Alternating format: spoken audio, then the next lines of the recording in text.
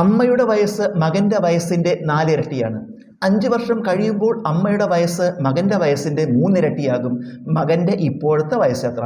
ഇതിൽ 2 പേരുടെ വയസ്സാണ്, അമ്മയുടെ വയസ്സും മകൻ്റെ വയസ്സുമാണ് തമ്മിൽ ബന്ധപ്പെടുത്തി പറയുന്നത്. ഇത് 2 കാലയളവിലത്തെ പറയുന്നുണ്ട്. ആദ്യം ഇപ്പോഴത്തെ കാര്യം പറയണു, പിന്നെ 5 വർഷം കഴിയുമ്പോഴത്തെ കാര്യം പറയുന്നുണ്ട്. അപ്പോൾ നമുക്ക് ആദ്യം ഇപ്പോഴത്തെ കാര്യം നോക്കുക. ഇതിൽ കുറഞ്ഞ വയസ്സാരുടെയാണ്? മകൻ്റെ വയസ്സാണ് കുറവ്. അത് നമുക്ക് എക്സ് എടുക്കുക, മകൻ്റെ വയസ്സ് എക്സ്. അപ്പോൾ അമ്മയുടെ വയസ്സ് എന്താ പറയുന്നത്?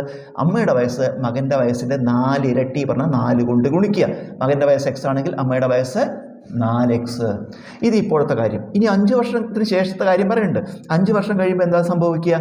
ഓരോരുത്തരുടെയും വയസ്സ് 5 കൂടും. 5 വർഷത്തിന് ശേഷം മകൻ്റെ വയസ്സ് എന്താ വരിക? 5 കൂട്ടുക x + 5. അമ്മയുടെ വയസ്സ് എന്താ വരിക?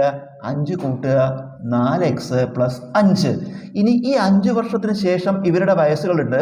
ഈ വയസ്സുകൾ തമ്മിലൊരു ബന്ധം ഇവിടെ പറയുന്നുണ്ട്. എന്താണ്? 5 വർഷം കഴിയുമ്പോൾ അമ്മയുടെ വയസ്സ് എന്ന് പറയുന്നത് മകൻ്റെ വയസ്സിൻ്റെ 3 ഇരട്ടി. അപ്പം മകൻ്റെ വയസ്സിനെ 3 കൊണ്ട് ഗുണിച്ചാൽ അമ്മയുടെ വയസ്സ് കിട്ടും. ഇതിലേതാ മകൻ്റെ വയസ്സ്? ഇതാണ്. അതിനെ 3 കൊണ്ട് ഗുണിക്കുക.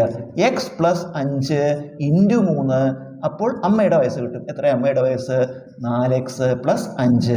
ഇങ്ങനെ വരുമ്പോൾ നമുക്ക് 3 കൊണ്ട് എക്സിനെയും 3 കൊണ്ട് 5നെയും ഗുണിക്കണം. 3 × x 3x + 3 × 5 15 സമം ഇവിടെ 4x + 5. എക്സ് ഒരു ഭാഗത്ത്, സംഖ്യകൾ മറുഭാഗത്ത്. അപ്പോൾ ഇവിടെ എന്തുണ്ട്?